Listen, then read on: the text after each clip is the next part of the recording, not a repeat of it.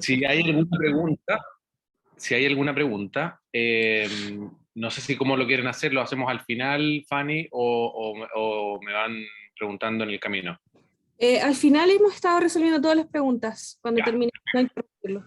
bien, para que las vayan anotando porque vamos a pasar por una serie Este tema es como bien grande, así que vamos a pasar por una serie de conceptos que es importante que queden súper claros. Eh, a ver.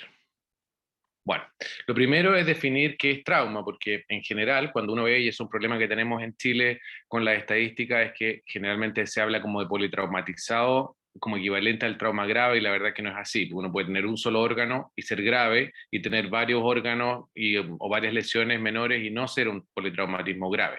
Entonces, los conceptos es que hay unos índices que nos hablan de la severidad de esto, pero básicamente los mecanismos por los que una persona puede tener un trauma grave son los que estamos viendo aquí en este diagrama: el trauma cerrado, las caídas de altura, las heridas por arma de fuego, las heridas por arma blanca y las explosiones, que es una combinación de trauma cerrado y trauma penetrante. Es importante que manejen esto del sangrado, porque como vemos en esta diapositiva, las dos causas principales de muerte en los pacientes con trauma grave son la hemorragia y el TEC. Por lo tanto, nuestra acción va a tener que ser rápida, porque cada minuto que pasa o cada segundo que pasa es sangre que estamos perdiendo y cerebro que estamos dejando de perfundir y que se nos está muriendo también. Por lo tanto, hay que actuar rápido y para eso hay que tener los conceptos súper claros, porque no es momento de improvisar cuando uno tiene un paciente grave. Otra cosa que es importante es que, si bien con el TEC tenemos menos cosas que hacer, igual hay muchas cosas que podemos mejorar en un paciente que ya tiene una lesión, lo que se llama la lesión secundaria. Los pacientes que están sangrando y que se mueren, eventualmente uno podría prevenir esas muertes si uno detiene ese sangrado y reanima al paciente de forma adecuada. Y para eso es lo que vamos a ver en estos minutos que siguen. Para tener un concepto como ordenado y fácil y que todos hablemos el mismo idioma, es que se crearon algunos conceptos como en la TLS o el PTC o otros cursos que básicamente hacen una evaluación que se llama primaria, donde tiene como objetivo esta evaluación primaria una evaluación rápida, no un examen físico detallado, sino que tiene como objetivo identificar las lesiones que amenazan la vida y tratarlas en el momento en que uno las va identificando. Tengo entendido que ya vieron con el doctor Albizu la parte de la vía aérea, así que esa parte ya, ya la tienen, ya la vieron, pero como ven acá en el esquema para evaluar estos pacientes según el ABC, donde la A es la vía aérea. Pero ahora hace poco se ha un poco desafiado este dogma de que tenemos que partir con la A, porque si bien la A es lo que probablemente una persona sin vía aérea se va a morir, eso es inevitable, una persona que está sangrando también se va a morir y va a influir en cómo manejamos la vía aérea. Porque las drogas que se utilizan pueden interferir con la hemodinamia de estos pacientes. Entonces, lo que se utiliza ahora es la CABC, básicamente porque también es mucho más frecuente que hayan pacientes que estén sangrando activamente a que tengan un problema de vía aérea que tengan que manejarlo activamente. En la mayoría de los que es porque es más frecuente, es que ahora se hace este cambio y ahora ya no hablamos de ABC, sino que hablamos de CABC. La C, en algunos otros cursos, pues la pueden llamar X o M, según si son cursos militares o de otro tipo, pero básicamente el objetivo es que cuando hay un sangrado comprensible, eso es lo que tenemos que hacer primero, y después seguimos con la A y B, C, y después como la secuencia, la misma secuencia. Entonces, para orientarnos un poco, otra cosa que me gustaría que la empezaran a utilizar, porque yo trabajo en Londres, en este momento les estoy hablando desde aquí, y en los países desarrollados hay sistemas de trauma que también van a la par con el desarrollo y por lo tanto está muy bien establecido. Entonces todo el mundo habla el mismo idioma cuando estamos hablando de un paciente de trauma. Entonces, por ejemplo, acá, esto que ven acá como secuencia de información, ATMIST, es la forma en que nosotros nos pasamos la información desde la ambulancia, cuando llegan al centro de trauma, desde la servicio de urgencia, al equipo que lo va a operar, del equipo que lo operó a la intensivo, etc. Nos vamos pasando la información rápido sin entrar en los detalles, porque en este momento el tiempo es crucial. Entonces la A está en inglés, entonces la A es de edad, age, sería un paciente de 25 años, T es el tiempo desde que ocurrió el accidente, no tiempo en el que llegó el paciente a la urgencia. M, este paciente 20 minutos. M es mecanismo del trauma, que en este caso sería una herida por arma de fuego abdominal, que es la herida que pueden ver ahí, y son injurias, que son básicamente las lesiones que uno puede ver. Entonces acá tenemos una lesión única anterior en el hipocondrio derecho. S son signos y síntomas, la presión de este paciente 80-40 con una frecuencia cardíaca de 120, y T, el tratamiento. En este caso, este paciente en particular llegó traído por sus propios medios y no vino con una ambulancia, por lo tanto no se le ha hecho ningún tratamiento. Ahora entonces hacemos la evaluación primaria, la tipo ATLS, ¿cierto? Empezando con la C, ABC. Entonces la C no hay hemorragia compresible, esa herida que tiene no está sangrando, por lo tanto no tenemos que hacer nada con eso. A, el paciente está hablando, por lo tanto tiene una vía aérea permeable. La B, el paciente ventila simétrico, no hay enfisema subcutáneo, no hay dolor a la palpación, la percusión es normal, no hay lesiones externas. En la C, la presión arterial es de 80-40, con una frecuencia cardíaca de 120, un tiene que hablar mayor a 4 segundos, lo que da un índice de shock, que es la frecuencia cardíaca dividida por la presión arterial sistólica, de un 1.5, que es anormal. Y tiene un FAS, es decir, una ecografía buscando líquido positiva en abdomen. En D, que es la parte neurológica, el paciente está con un Glasgow de 13, mueve las 4 extremidades y tiene las pupilas isocóricas. Y en E, la exposición, no hay otras lesiones, el paciente tiene una temperatura de 36. Entonces, lo primero que uno tiene que hacer cuando uno está con un paciente de trauma es preguntarse qué problema tiene el paciente, qué lo está, este es un paciente que está grave, ¿cierto? Es un paciente que está mal, pero qué es lo que lo tiene mal en este caso en particular. Y en este caso en particular es el sangrado, que además es el caso más frecuente en trauma. En trauma uno puede tener 4 tipos de shock, pero el shock más prevalente es el shock hemorrágico. Entonces, ¿está sangrando? ¿Y dónde está sangrando? Bueno, ustedes me podrían decir, bueno, es obvio que es en el abdomen porque la herida está en el abdomen. Bueno, es una herida por arma de fuego. La herida por arma de fuego, uno no sabe qué trayectoria tomaron. Podría haber sido de abajo para arriba y ahora a lo mejor tener la herida en el tórax izquierdo o en el tórax derecho o en la pelvis, o haber salido hacia el retroperitoneo o para el otro lado, sin haber tenido una sola herida. Por lo tanto, no podemos inferir la trayectoria. Incluso si tuviera 2 heridas, lo que ustedes tienen que asumir siempre es que son 2 balazos.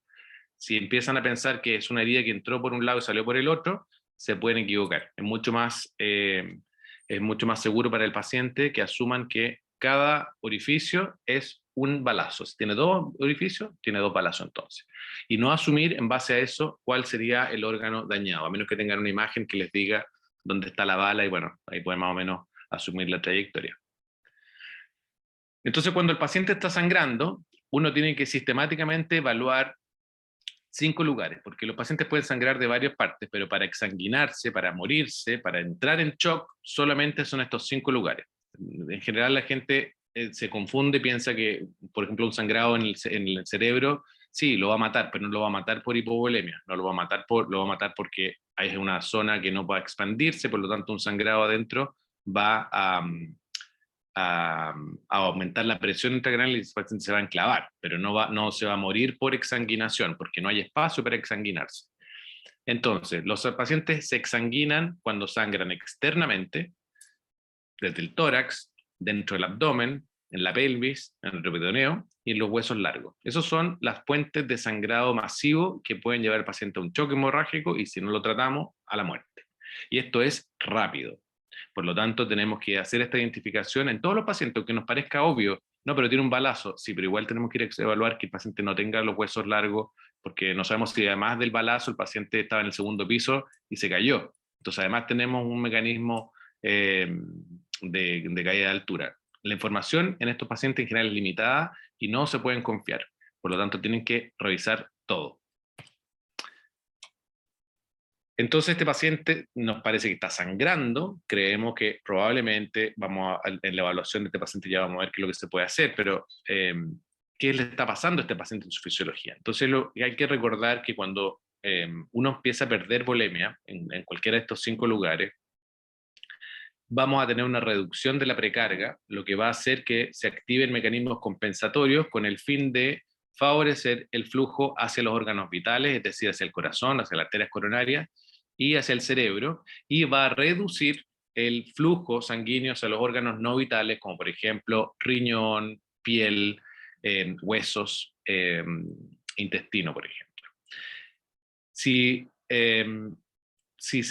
esto se va a traducir, si es que no hacemos nada, el paciente, para mantener su presión arterial, va a aumentar su resistencia vascular periférica.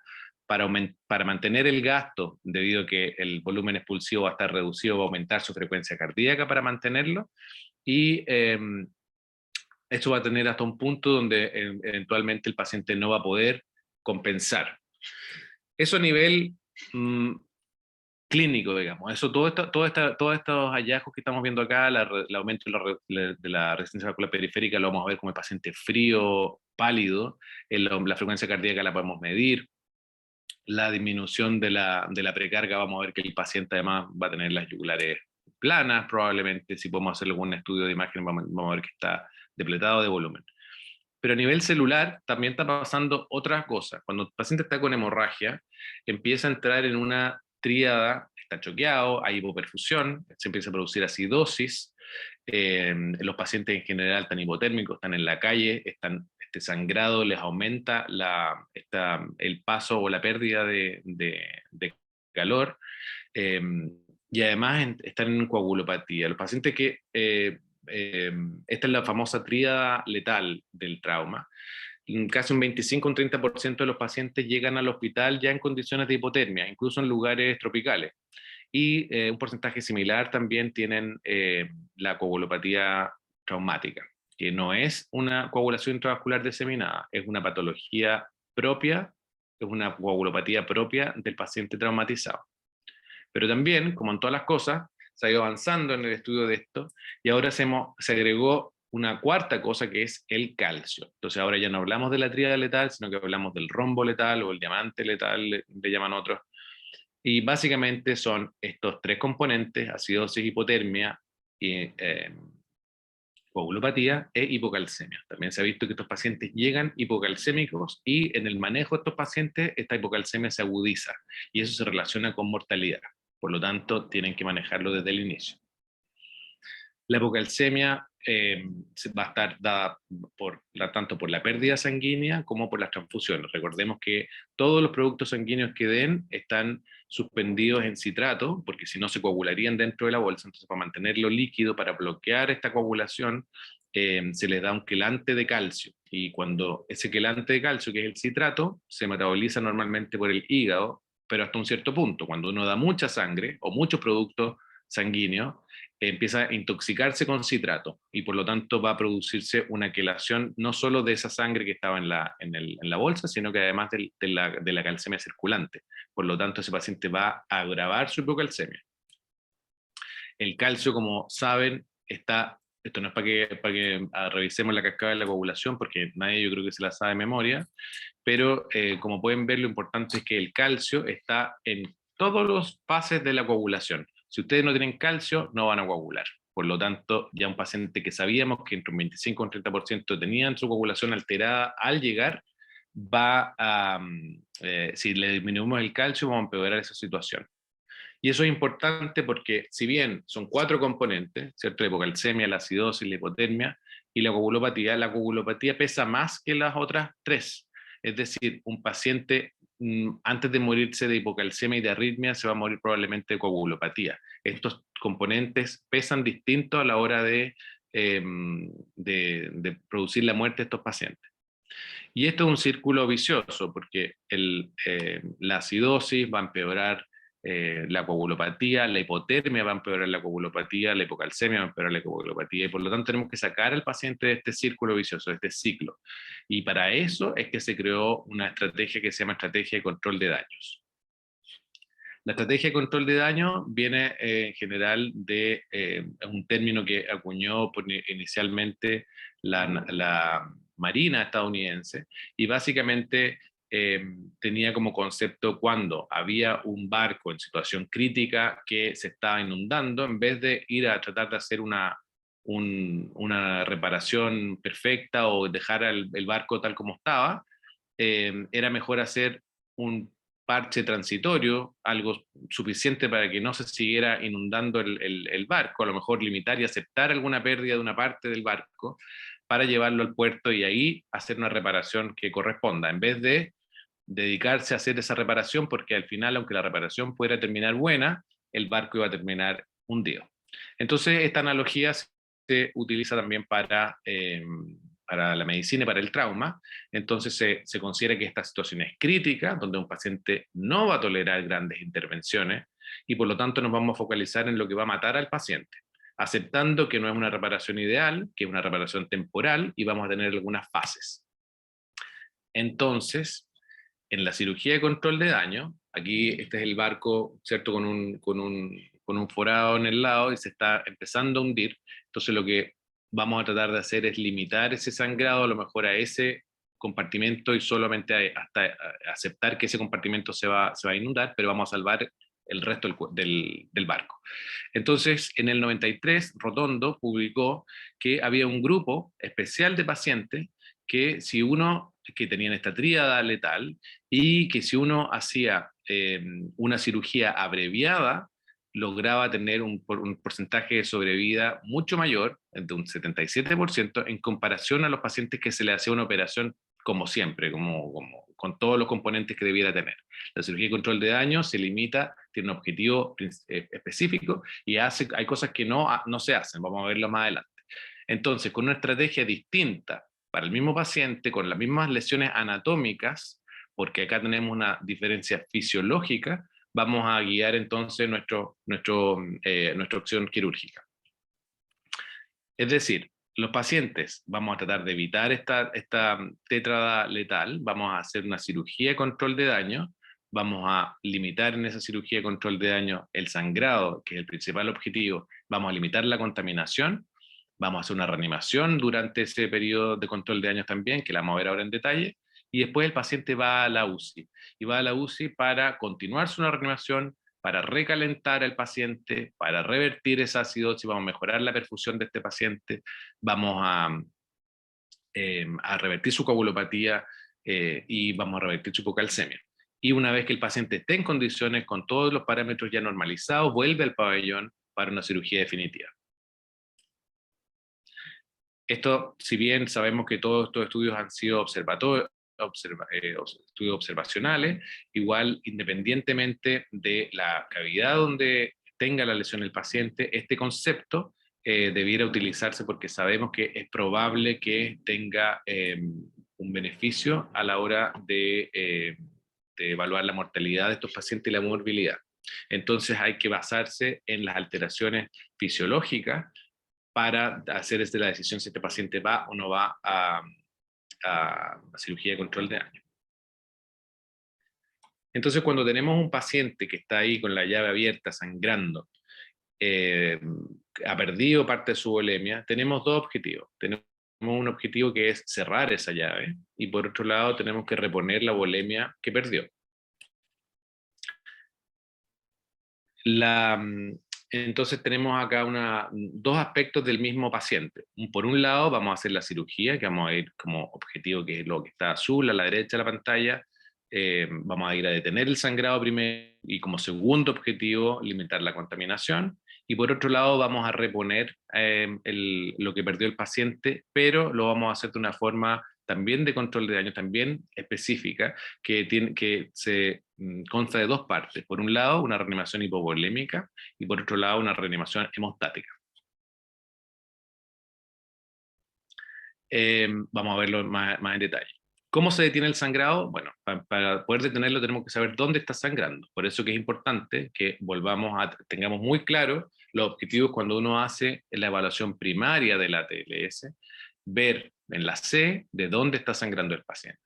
Entonces el paciente sangra de estos 5 lugares: sangrado externo, del tórax, del abdomen, pelvis, retroperitoneo y huesos largos. Pero podemos dividir estos sitios de sangrado en compresible, por ejemplo el sangrado externo, y en cierta medida también podríamos poner los huesos largos, si es que uno los alinea, dejan de sangrar. Y por otro lado, la hemorragia no compresible, la hemorragia que en la sala de urgencia donde va a llegar este paciente no tengo nada que hacer, porque no puedo detener un sangrado en el tórax, ni un sangrado en el abdomen, ni en la pelvis, ni en el retroperitoneo. En la pelvis a lo mejor uno podría poner un cinturón pélvico y reducir el sangrado venoso y óseo, pero no el sangrado arterial. Entonces, aquí les pido disculpas porque algunas de las diapositivas están en inglés.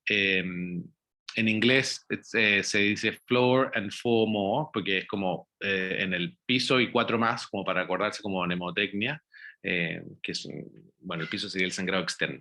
Entonces, cuando una persona tiene un sangrado externo, el dibujo que ven arriba a la derecha es del Stop the Bleed, de la campaña de detener el sangrado, que es una campaña del American College of Surgeons que se creó en relación a la maratón de Boston, cuando hubo atentados y hubo pacientes que murieron porque no tenían la gente que iba pasando, que no tenía la gente de la calle, digamos, sin instrucción médica, no supo qué hacer.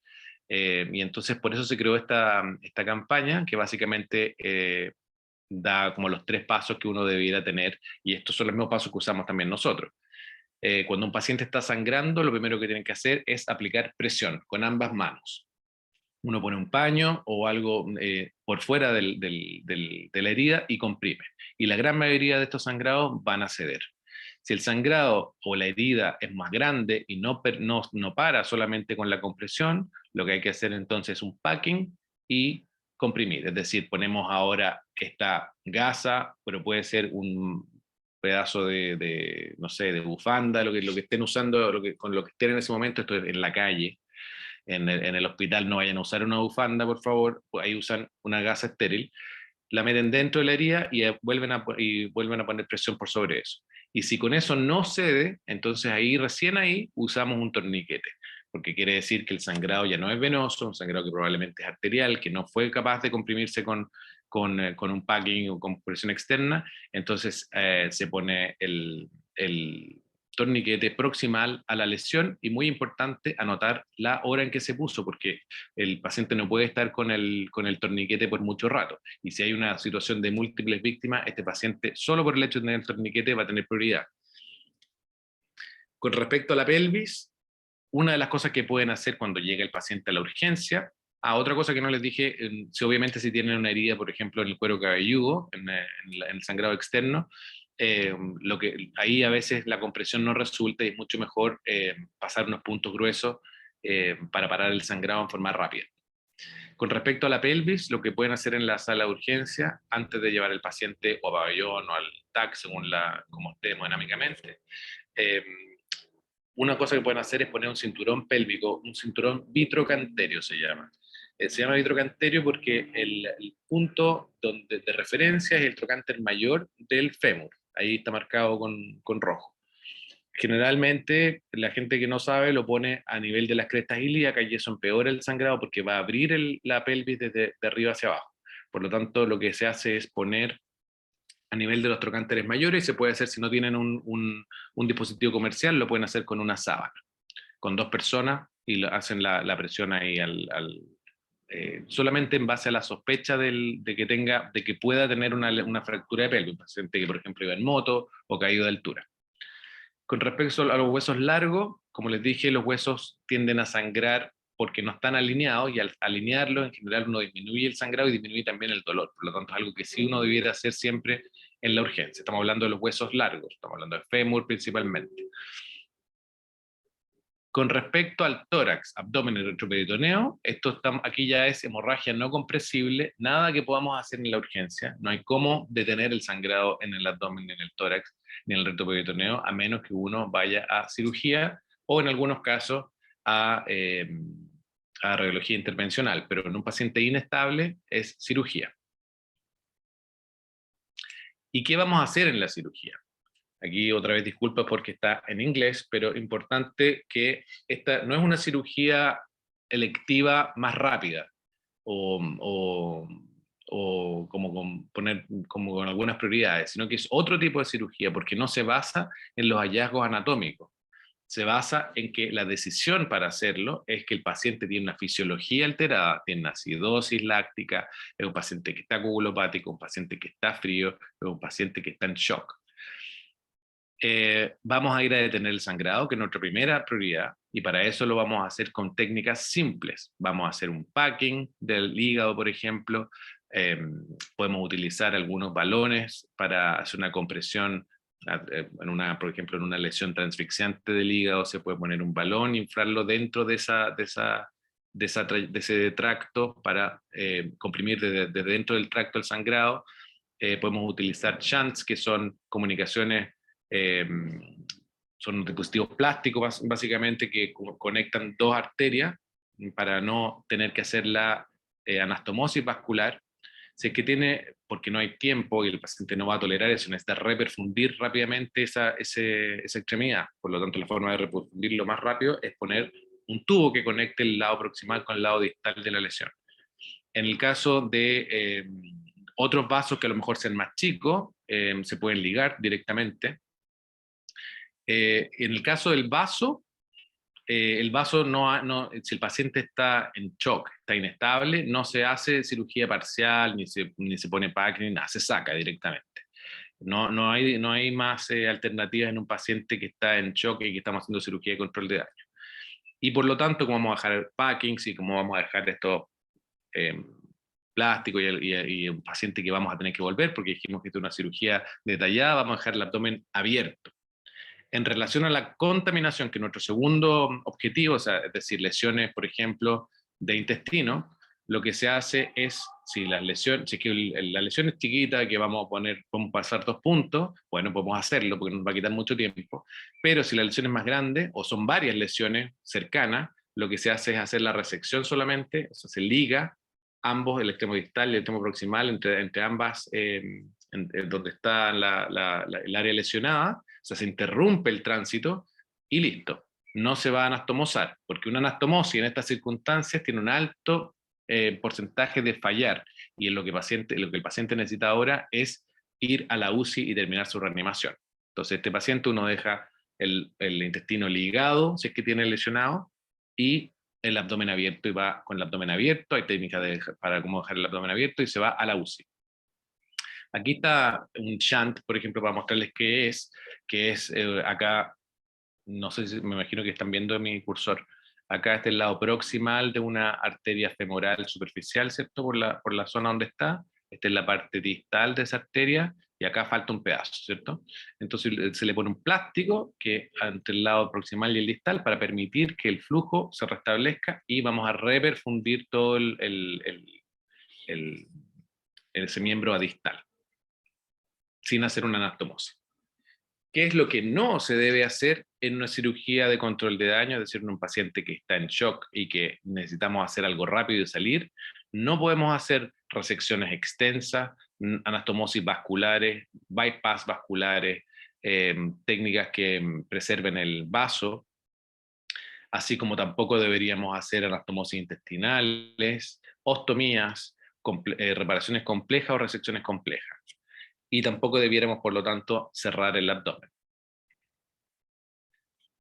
Como el problema que tiene el paciente es una alteración de la fisiología, y estamos por un lado haciendo una reanimación, una cirugía de control de daño, necesitamos también hacer una reanimación de control de daño, que inicialmente la empieza el equipo de la urgencia y después se continúa por el equipo de anestesia. Por lo tanto, es esencial la comunicación para evitar problemas del paciente. O sea, si yo sé que el paciente está sangrando, vamos a hacer un objetivo de reanimación limitado, es decir, vamos a aceptar presiones un poco menores, pero cuando ya tengo el control del sangrado, podemos ir a presiones, a tener como objetivo presiones normales, y eso la anestesista tiene que saberlo, y tenemos que comunicar en anestesia cuál es la situación para los dos lados. Entonces, vimos la parte de la cirugía, de tener el sangrado y evitar la contaminación, y ahora vamos a ver cómo es la parte de la reposición de las pérdidas de este paciente. y que tiene dos componentes, como les había dicho, la reanimación hipovolémica por un lado y la reanimación hemostática por otro. Importante recordar que los pacientes están perdiendo su volemia cuando uno tiene una herida, se está saliendo la sangre, está saliendo glóbulos rojos, factor de coagulación, plasma, plaqueta, proteína, no está saliendo solo glóbulos rojos, por lo tanto uno no tiene que reponerle glóbulos rojos, y mucho menos el paciente no está perdiendo agua, por lo tanto no deberíamos reponer estos pacientes con cristaloides o con coloides, deberíamos hacerlo con sangre. Esto es lo que antes se usaba, que era de poner muchos líquidos, y vimos que estos pacientes tenían mucho más problemas, aparte de los problemas, algunos problemas electrolíticos y ácido base que podían haber con algunos cristaloides en particular. Estos pacientes les va más mal, porque el poner el paciente no está perdiendo eso, el paciente está perdiendo todo lo que ya habíamos dicho antes, por lo tanto eso es lo que le debo dar. Si por otro lado yo le empiezo a dar volúmenes de cristaloides, o incluso si le diera glóbulos rojos, pero no le estoy dando todo lo que está perdiendo el paciente, inevitablemente voy a diluir los factores de coagulación. Y como habíamos visto, la coagulopatía asociada al trauma es lo que termina matando al paciente. Por lo tanto, uno debería tener como objetivo no darle, dar un volumen un poco menor para evitar esta dilución. Además, si la presión es normal, o sea, si llevamos a las presiones normales, es posible que podamos desplazar el coágulo que ya se había formado y que está bloqueando un sitio de sangrado, porque el paciente le bajó la presión, tiene un coágulo, y si le subo la presión a niveles normales, puedo hacer que ese coágulo se desplace y vuelva a sangrar el paciente. Y además, en general, por mucho que uno le ponga atención en tratar de dar los líquidos y la sangre caliente, en general eso no se logra, y el paciente termina empeorando su coágulo, su temperatura, su hipotermia, y como habíamos dicho, la hipotermia empeora la coagulopatía, por lo tanto el paciente va a hacer que sangre más. Entonces, ¿qué es lo que entendemos por reanimación hipovolémica? Es aceptar una presión menor a la adecuada. Esto, y acá es importante recordar que solo en pacientes que no tienen TEC ni trauma raquimedular, en esos pacientes los objetivos son diferentes, pero no nos vamos a meter ahí. En los pacientes que no tienen TEC ni trauma raquimedular, el objetivo es una presión sistólica de 80 o el pulso radial. Es decir, un paciente que llega con una presión de menos de 80, llega con una presión 70-30, le damos un bolo de 500 de sangre. Si es que inicialmente, si es que no tengo plasma fresco congelado o no tengo sangre total, bueno, tendrá que ser glóbulos rojos nomás. 500 ml, pero no le den cristaloides. Si no tienen nada, bueno, no va a quedar otra que darle cristaloides nomás. Pero un mínimo que es hasta lograr una sistólica de 80 o hasta tener pulso radial de vuelta. Una vez que lo tengo, suspendo la infusión. O sea, estoy aceptando una presión menor a la normal para evitar estos tres problemas: la hemodilución, desplazamiento del coágulo y empeorar la hipotermia. Y esto está ampliamente demostrado, hay muchísima literatura en relación a esto, pero en general lo que hacemos ahora, que es la reanimación a pocos volúmenes. Eso se los comento porque el ATLS está todavía desfasado en eso, y antes hablaba de 2 litros de entrada, ahora lo bajaron a 1 litro, y a nosotros nos parece que incluso 1 litro ya puede ser demasiado. Por lo tanto, hay que darle lo que el paciente necesita, en base a bolos pequeños, de 250 o 500. La otra parte es que habíamos dicho que el paciente está sangrando, está bien, es un volumen, ¿cierto? Habíamos visto, vamos a darle un volumen para lograr como objetivo esa presión que habíamos dicho, pero ahora, ¿qué volumen le vamos a dar? Bueno, si el paciente está sangrando sangre, bueno, lo lógico sería que le demos lo mismo que está perdiendo. Entonces, glóbulos rojos, plasma fresco congelado, plaquetas, crioprecipitado, ácido tranexámico, lo estamos viendo acá, que no es algo que el paciente pierda, pero que es algo que sí se asocia en lo que entendemos como reanimación hemostática, que es la segunda parte de la reanimación de control de daño. La primera parte era la reanimación hipovolémica, la segunda, reanimación hemostática. El paciente está perdiendo sangre entera, pero en muchos lugares ahora eso es lo que hay muchísima literatura en relación a eso, que debiéramos entonces reanimar a los pacientes con sangre entera, pero no todos los necesitan protocolos especiales y no todos los países lo están usando. Por lo tanto, lo que hacemos es reanimar a estos pacientes en base a los componentes, es decir, la sangre entera se va a separar entre plasma fresco congelado, plaquetas, glóbulos rojos, crioprecipitados, y se los vamos a ir dando en proporciones iguales para tratar de rearmar lo que sería una sangre total, que es lo que está perdiendo el paciente. Entonces eso es lo que entendemos como reanimación 1-1-1, que tiene que ver con la misma proporción de glóbulos rojos que de plasma que de plaquetas en pool. Y también acá hay muchísima evidencia en esto, pero acá les recomiendo esta guía para que la lean después de una de las asociaciones de trauma de Estados Unidos, que me parece que es fácil de seguir. Importante que cuando estamos haciendo esto, estemos considerando que el tiempo acá es lo crucial. Entonces no podemos tener a este paciente como, bueno, vamos a ver cómo le va y lo revaluamos en una hora. El tiempo empieza a correr desde que se produce el accidente, no desde que el paciente llega al hospital. Y muchas veces ya estamos con un retraso en la reanimación del paciente, como en el caso que habíamos visto, porque por el paciente no hubo ningún tratamiento entre el accidente y el hospital, cosa que sistemas desarrollados sí tienen, donde tienen el médico que participa de la reanimación y participa del prehospitalario. El hospitalario, por ejemplo, acá en Londres está liderado por médicos y también tiene paramédicos, obviamente, pero se le da al paciente un tratamiento desde el inicio desde el lugar del accidente. Por lo tanto, tenemos ahí una reducción de esa pérdida de tiempo que tenemos con los lugares donde hay menos recursos para un sistema prehospitalario avanzado. La oclusión de la aorta, que probablemente lo han leído o que está bastante de moda también ahora de la oclusión con REBOA. REBOA es el balón de oclusión aórtico para reanimación. Y la otra forma de hacer es el bloqueo de la aorta por vía quirúrgica. O sea, uno entrando al tórax o al abdomen, comprime la aorta para limitar el sangrado a distal de donde estamos poniendo la compresión, ¿cierto? Esto se incluye tanto el algoritmo de la TLS, de la edición número 10, donde se incluye la oclusión aórtica, pero en el caso de que no se pueda de acceso hacer este es el algoritmo de... esto está con vos. En el caso que no puedan, que no tengan un REBOA, que en realidad tampoco es que deban usarlo en todos los pacientes, se puede hacer una toracotomía en el box de urgencia con el fin de ir a ocluir la aorta y disminuir el sangrado del diafragma hacia abajo.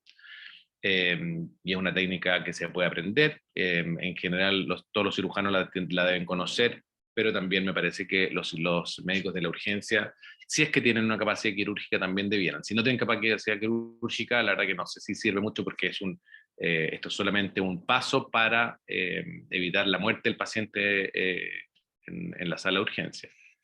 Y también se incluye ahí en el algoritmo del sistema europeo. Las pasé rápido porque están con voz, entonces si no va a quedar medio raro. Acá está el algoritmo del curso europeo, que obviamente, como les había dicho, empieza con el CABC, si el paciente está en paro, y creo que ya tuvieron esa charla del paro traumático, pero solamente para recordar lo de la toracotomía de reanimación o el REBOA. Entonces, si volvemos a nuestro caso del paciente de 25 años, que hace 20 minutos que tuvo una herida por arma de fuego y una herida anterior en el hipocondrio, y un paciente que está en shock, lo que tenemos que hacer es, si ya hicimos un FAS y sabemos que el sangrado está en el abdomen, este paciente no tenemos que ir al TAC, sino que tenemos que ir al pabellón, porque el sangrado está en el abdomen y es una hemorragia no compresible, por lo tanto, cada minuto que perdamos es sangre que vamos perdiendo. Y este es un paciente que ya está choqueado. En simultáneo, a este paciente le deberíamos estar haciendo una reanimación de control de daño, buscando como objetivo buscar como objetivo una sistólica de 80 y en base a derivados sanguíneos en iguales proporciones, 1:1:1, además de calcio y además de ácido tranexámico. El ácido tranexámico está demostrado que reduce la mortalidad en los pacientes que están exsanguinando en trauma severo si se usa en las primeras 3 horas. Entonces lo que se utiliza son 2 gramos de entrada. Y una vez que tengamos, y esa reanimación se inicia en la urgencia, se continúa en el pabellón y se continúa en la UCI. Y una vez que tengamos el control del sangrado hecho, por ejemplo, si en este caso el problema era del vaso, y sacamos el vaso, entonces ahí le informamos al anestesista para que ya no estemos solo con objetivo de 80 de sistólica, sino que vayamos a las opciones arteriales normales. Y una vez que hacemos eso, el paciente va a la UCI para tratar de revertir esta tétrada, revertir su hipocalcemia, la coagulopatía, la hipotermia y el shock, la acidosis. Entonces, como resumen, un paciente en shock hemorrágico, el primer objetivo es detener el sangrado, para eso tienen que saber dónde está y por lo tanto para eso tienen que hacer una evaluación primaria según los algoritmos del curso que hayan hecho, pero con este objetivo de CABC, reanimar en forma limitada con volúmenes hasta tener el control de sangrado, con una estrategia de control de daño en reanimación, lo que significa tener como objetivo una presión arterial de 80, sistólica de 80 en pacientes sin TECNI y trauma raquiomedular, dar esos volúmenes en bolos rápidos, calientes y en proporciones de 1 a 1 a 1 de los componentes sanguíneos, además de ácido tranexámico y calcio. Usar los cristaloides en forma mínima y cuando no hay sangre solamente, y los vasopresores quedan solamente para casos aislados una vez que ya se empezó la transfusión de componentes sanguíneos y nunca en su reemplazo. Muchas gracias.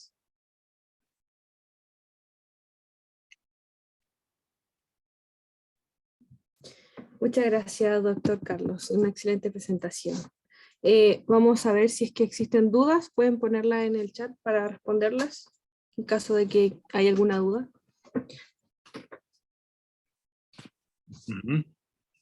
A ver. Yo parece que no puedo ver eso. Es que de momento no hay ninguna. Ah, bien. Sí. Ok. Entonces, a ver, les voy a hacer una pregunta acá. ¿Por qué no llevarían a este paciente a TAC? Al paciente que vimos en este caso, en particular. Porque me imagino que han visto que la mayoría de los pacientes que llegan con algo pasan por el escáner. ¿Por qué este paciente no deberíamos llevarlo al escáner? ¿Quién quiere comentar eso?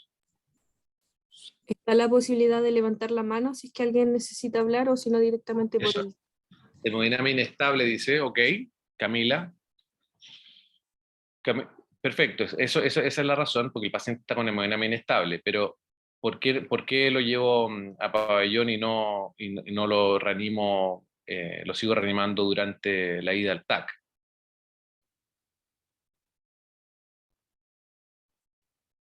Se pierde tiempo, dice uno, porque se hará control de daño. Sangrado activo, claro. Cuando uno tiene un paciente, todas esas respuestas están correctas. Cuando un paciente está inestable y uno le da un poco de volumen y el paciente mejora, es un paciente que responde al volumen, ¿cierto? Un paciente puede mejorar transitoriamente o no mejorar. Y esos 2 últimos casos es cuando uno considera que que el paciente está sangrando activamente. Y si está sangrando activamente de una zona no compresible, y yo ya sé cuál es esa zona, no tengo para qué ir al TAC. Si yo ya sé dónde está el problema, el TAC no me va a agregar mucho más. Si yo ya voy a ir a explorarlo. Herida por arma de fuego se debe explorar, no necesariamente, pero en el abdomen sí. Hay muchos estudios, muchas publicaciones de grupos con mucho volumen de herida por arma de fuego, donde ellos han hecho manejo no operatorio, pero obviamente son casos excepcionales. Como la norma, yo creo que en Chile debiera ser que debieran operarse. Paciente tiempo dependiente en pabellón será cirugía exploratoria más intervención quirúrgica.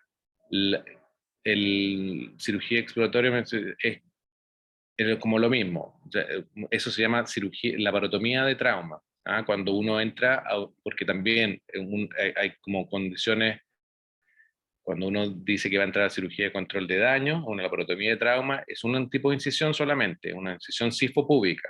Por lo tanto, hay algunas normas que se hacen igual para todos los pacientes y tiene que hacerse así para evitar que se nos pasen cosas. Tiene unos pasos que son bien definidos, uno saca el intestino, saca la sangre, saca el intestino, lo exterioriza, digamos. Saca la sangre, pone packings en 4 cuadrantes y después da tiempo al anestesista a reanimar y después seguimos con la cirugía. Pero esos son como detalles ya de la cirugía.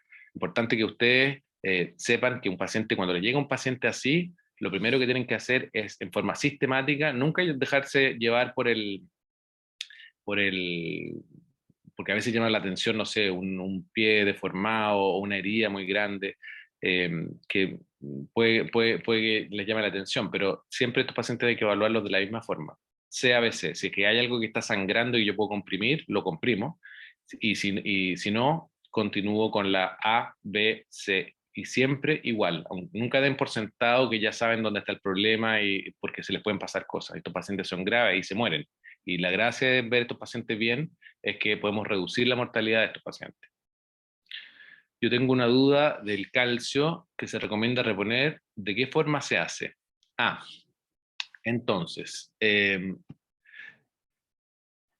los pacientes que ingresan en shock, normalmente nosotros les damos calcio de entrada, les damos 1 gramo, pero además de eso, uno debiera obviamente estar controlando el calcio, pero además tener una relación por cada cierto número de hemocomponentes. Entonces, en general lo que utilizamos son cada 2 unidades, cada 2 bolsas de lo que sea, de sangre, de plasma, de lo que sea, reponemos el calcio, porque sabemos que la cantidad de citrato que le estamos dando al paciente está superando la capacidad metabólica del hígado. Por lo tanto, le damos calcio a esos pacientes por cada 2 unidades. Se le da. Ustedes pueden ver cuál es el protocolo que tengan en su hospital. Hay otros que usan 4 y hay otros que tienen, solamente lo hacen guiado por niveles plasmáticos, pero lo que estos pacientes van a necesitar calcio seguro, siempre. En pacientes cursando choque hipovolémico, ¿el bicarbonato se administra de manera empírica durante la reanimación o se espera el control de gases para ver si es necesario? Sí, no sé, el problema que tiene el paciente no es que le falte bicarbonato, es que está hipoperfundido porque está en shock y hay áreas que se están dejando de perfundir para favorecer el corazón y el cerebro. Por lo tanto, una buena reanimación muchas veces no necesita llegar a utilizar bicarbonato.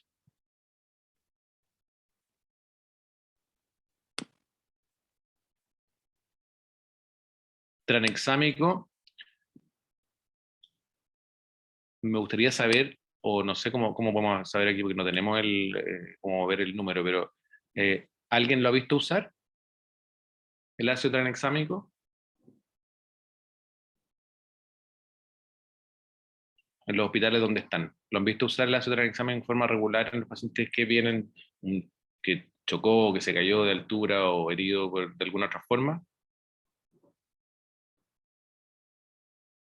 Sí, sí. Todos lo han visto usar, ya. Claudio dice que yo no. Bien. En HPP, no sé qué es HPP. Fanny, ¿qué es HPP? Desconozco, doctor. Hemorragia posparto, ahí está, sí. Hemorragia posparto, sí. Ambas son distintos estudios, pero ambos están en base a la evidencia. El del trauma es un estudio que se llama CRASH 2. No sé si puedo anotarlo acá para que se lo lean, o se los dicto mejor. CRASH 2. Ese estudio es un estudio el más grande que se ha hecho con ácido tranexámico, son como 20.000 pacientes, multicéntricos. Tiene algunos detalles metodológicos que han sido muy discutidos también, pero el resumen de esto es que hay una reducción de la mortalidad en los pacientes cuando se usa en forma precoz en las primeras 3 horas. Hay una alza de la mortalidad cuando se utiliza después de eso. El protocolo para utilizar el ácido tranexámico en ese estudio era de 1 gramo y después 1 gramo en infusión, pero en muchos pacientes terminan por no completar la segunda dosis porque es una infusión que se da en 8 horas y en ese rato el paciente subió a pabellón, fue para la UCI y esa infusión generalmente nunca se completaba. Entonces ahora lo que se está haciendo es dar los 2 gramos de entrada y después ver, porque esto estamos dando, recuérdense que estamos haciendo esto a ciegas y después la idea es ver cómo está afectando esto la coagulación del paciente. Entonces lo que se postula ahora y todos los centros de trauma grandes están haciendo es utilizar pruebas viscoelásticas para poder, que se llaman ROTEM o TEG, para poder ver qué es lo que le falta al paciente, porque no a todos los pacientes les falta lo mismo, entonces a algunos a lo mejor les va a faltar más plaquetas, entonces solo le doy plaquetas, a otro le va a faltar más fibrinógeno, entonces le voy a dar crioprecipitado, etcétera. Y así vamos haciéndolo un poco a la medida de cada paciente, pero sin tener eso, inicialmente, que no lo sabemos, vamos a darle a todos en forma pareja la misma proporción de cada una de las cosas. Con relación a la hemorragia postparto, es otra patología, es diferente, pero el estudio que se hizo ahí, que se llama el Woman Trial, ese también demostró reducción de la mortalidad con el mismo formato de administración en los pacientes que se utilizaban precozmente. Pero si es que darle porque sí en un paciente que no está exsanguinándose tiene riesgos. Entonces esto debiera usarse solo en pacientes que están con hemorragia severa, no el paciente que está sangrando un poquito por si acaso, porque esto viene asociado a enfermedad tromboembólica.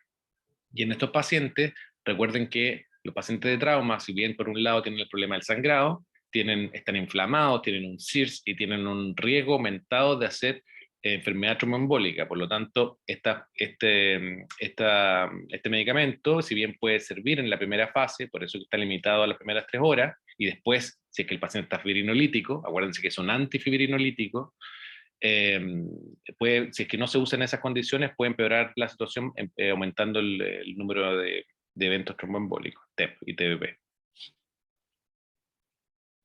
¿Hay otra pregunta, creo?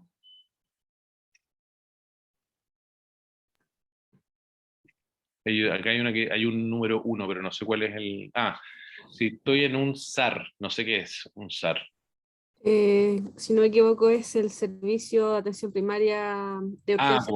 Ya, lo que antes le decíamos SAPU. Sí, o, no, o sea, el de urgencia de alta resolución. Es como un SAPU, bueno, no sé, bueno, a ver, si estoy en un SAR con un paciente con hemorragia interna, ¿en qué momento es más seguro trasladar al paciente a un centro con cirujano? El SAR, entonces, es un lugar sin cirujano. ¿Ah? Fanny, no sé bien cuáles son las capacidades del SAR. ¿Es un lugar como un poli? Sí, es como un sapo en el fondo, sí. Como un SAPU, o sea, no hay pabellón. Entonces, Pero es como el nombre que recibe oficialmente, por así decirlo. ya, está bien, pero no hay capacidad de cirugía en eso. Es un... Ya. Entonces, ¿qué es lo que tienen que hacer? Tienen que asegurar hablar con el centro, ese paciente tiene que ir donde está un cirujano, un paciente que no se le va a parar el sangrado en forma espontánea y puede empeorar. Por lo tanto, lo que tienen que hacer es asegurar a ese paciente del ABC, estar seguro que el paciente tiene una vía aérea que va a llegar al hospital donde lo van a estar esperando, porque ustedes tienen que coordinar ese traslado, no es que lo manden y ojalá que alguien lo reciba. Estar seguro estos pacientes en general, si es que, me imagino que estamos hablando de trauma acá, hemorragia interna, o sea, que sea una hemorragia no compresible, los pacientes van con oxígeno porque le aumentamos así esa saturación de oxígeno de los glóbulos rojos que tiene para que le llegue sangre. Acordémonos que están con una deuda de oxígeno, por lo tanto nunca les va a hacer mal ponerle oxígeno a estos pacientes en shock. 2 vías venosas gruesas, empezar la reanimación, mandarla con pueda hacer algo en el camino, si que pasa algo, coordinar el traslado y mandarlo lo antes posible. Es decir, sí, lo antes posible, pero con estas precauciones, no llegar y mandar al paciente en un taxi. La diapositiva del papel que recomendó. SAPU, aquí me están explicando, ya, gracias por la, por la información. Pero son SAPU, bien. Y servicio de alta resolutividad, pero parece que no es tan alta. Y SAPU con carro de paro, bueno, solo cirugía menor, bien. Entonces estos pacientes, si es que les llega a ustedes están en un SAR, lo que tienen que hacer estos pacientes con herida por arma de fuego, caídas de altura o accidentes de alta energía, todos mandarlos al hospital, aunque no tengan nada evidente, porque tienen que ir a buscarle el problema. Si uno no lo busca, no lo encuentra. El paper. A ver, déjame ver cuál es, porque les puse varios papers. Pero ese, por ejemplo, es el que hizo el cambio del ABC al CABC. Después le puso una guía, la guía del EAST. Ese paper de Rotondo creo que es bueno porque es como más bien histórico, pero habla de esta diferencia que si uno trata a los pacientes como los trata normalmente, se le van a morir y tiene que tratarlo en forma especial. Este es la revisión de la Cochrane en relación a el uso de cirugía de control o estrategia de control de daño. Y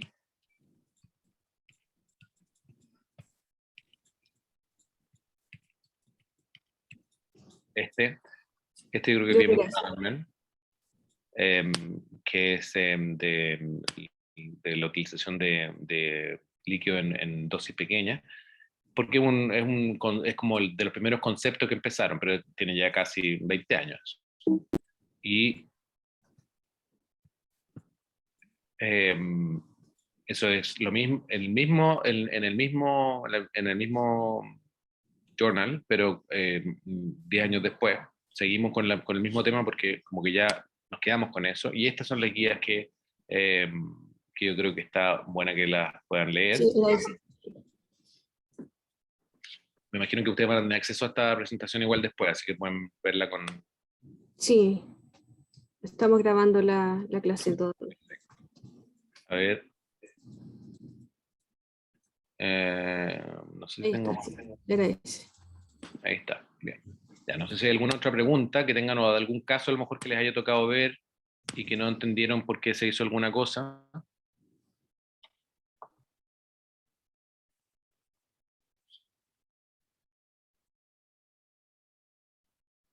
¿Tienen protocolo de transfusión masiva en sus hospitales? Eso va a depender en general de la complejidad que tenga el establecimiento, pero al menos acá en Temuco sí. ¿Tienen protocolo de transfusión masiva? Sí. Bien, ¿y qué incluye? Ahí lo desconozco, pero sí lo he escuchado mencionar, pero no desconozco en específico en mi caso. Bueno, eso es súper importante que sepan si es que tiene y si es que no tiene, ustedes pueden ser un agente de cambio ahí.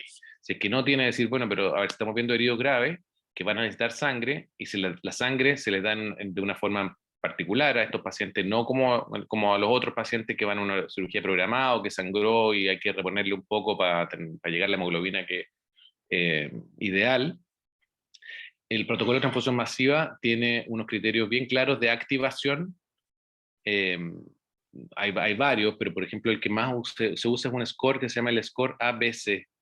Entonces, es un score que un poco predice el uso de sangre en forma masiva y tiene 4 puntos para evaluar si es penetrante o no. Si es penetrante, tiene 2 puntos. Si tiene un FAST positivo, es decir, que tiene líquido libre, da 2 puntos. Con esos dos ya sería positivo para activar la transfusión masiva. Y los otros dos parámetros que se miden son si es que el paciente tuvo frecuencia cardíaca de 120 en algún momento o una sistólica menor a 90 en algún momento. Entonces, con 2 de 4 ya tenemos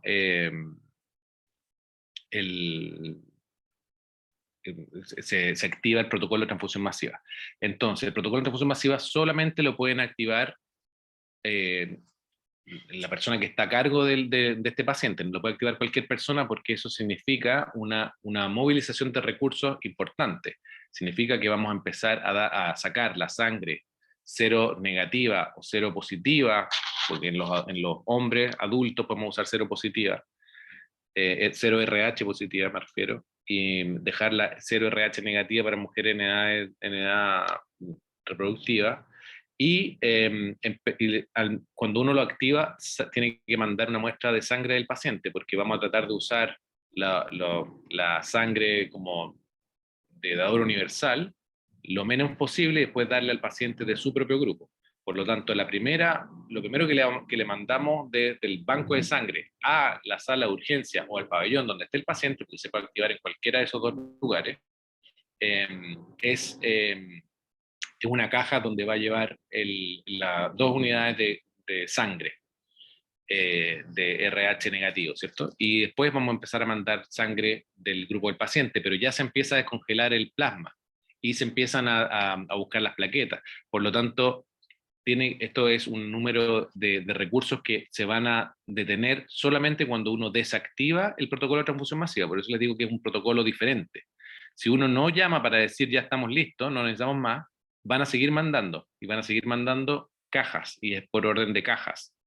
Por lo tanto, si es que no tienen en su hospital, si es que lo tienen, conózcanlo, apréndanselo, sepan dónde se hace, cómo se hace, qué incluye. Si no lo tienen, pregúntenle a sus profesores por qué no hay y a lo mejor deberían tenerlo. Nosotros en la fundación tenemos uno que les podemos dar como ejemplo que lo instalamos en un hospital en Santiago, así que se puede hacer en otros lugares más.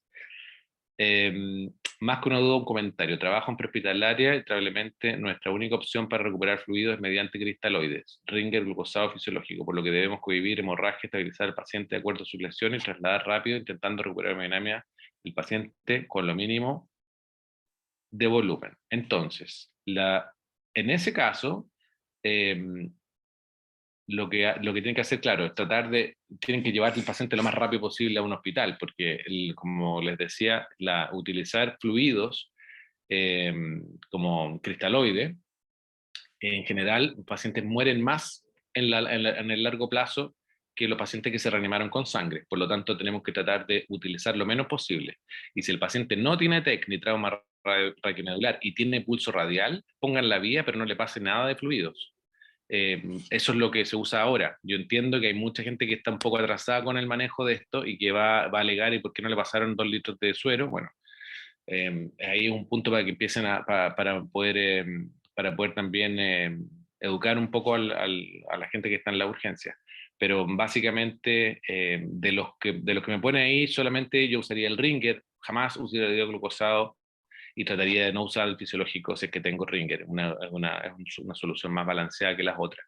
Lo importante es que esté caliente en el posible, o lo más caliente que se pueda pasar ese líquido, y como les decía, en bolos pequeños. Si el paciente no tiene una sistólica de 80, entonces le pasa bolos de 250, si es que sube 80, lo termina ahí. Entonces limitarlo al máximo y llevarlo rápidamente al hospital. Pero recuperar hemodinamia, por eso estoy haciendo este comentario, porque yo no quiero recuperar hemodinamia, me voy a quedar tranquilo con una sistólica menor a la normal para este paciente. Rosario pregunta, en casos donde el recurso del banco de sangre es muy reducido, eso es en todo el mundo, el recurso es reducido, se reciben muchos pacientes con trauma tipo arma blanca y de fuego. Ese protocolo se ajusta a casos más necesarios. Estamos hablando entonces de una situación de múltiples víctimas. Si es una situación de múltiples víctimas, ahí cambia todo, porque cambia la prioridad es los pacientes que se van a morir, y después lo que sigue son los pacientes que van a perder la extremidad. Pero si hay más pacientes que se van a morir, hay gente que se va a morir igual. Lo que pasa es que tratamos de hacer es limitar el número de personas que van a morir en una situación de múltiples víctimas, pero eso es una situación aparte. Y obviamente que el protocolo se tiene que ajustar solamente a los pacientes que van a ir a operarse. Protocolo de transfusión masiva en esos casos, en particular.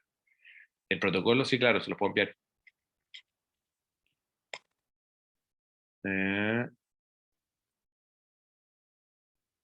A ver, acá hay otra pregunta, creo. No, era para decir gracias.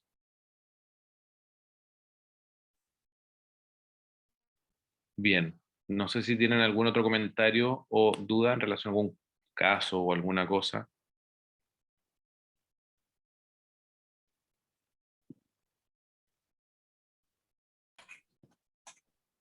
Me da la impresión de que no. Bueno, Montserrat puso tienen que ser irradiadas o no es necesario, pero no sé en qué momento. Fue como hace 4 minutos atrás. Chuta, de aquí estamos, tienen que seguir radiadas. ¿Qué? No sé. Sí, pero Montserrat, a ver si nos puede contar ¿se le puede dar volumen a Montserrat? Que nos diga que... tienen que apretar, ahí dice los glóbulos rojos, si son irradiados o no. Los glóbulos rojos no son irradiados.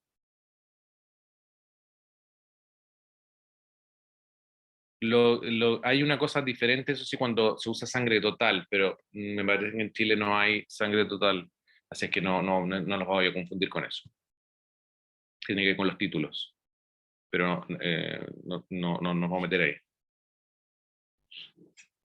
Importante que si no tienen sangre cero negativo, pueden usar sangre 0 RH positivo. De hecho, traten de utilizar esa en hombres, porque el concepto, yo sé que estudiaron en la universidad que el dador universal es el 0 RH negativo, sí, pero en pacientes hombres, como el riesgo de sensibilización, a menos que después tenga otra necesidad de transfusión masiva, es menor, se utiliza ese, por una cosa de un recurso que es muy, entonces se trata de dejar ese solamente para las mujeres en edad reproductiva, porque si se sensibilizan, sí podrían tener un problema de tener un RH negativo, y ella es RH negativo sensibilizada. Por eso se les da RH negativo a todas las mujeres hasta que sepamos cuál es su grupo. A lo mejor la mujer es RH positivo puede recibir RH positivo.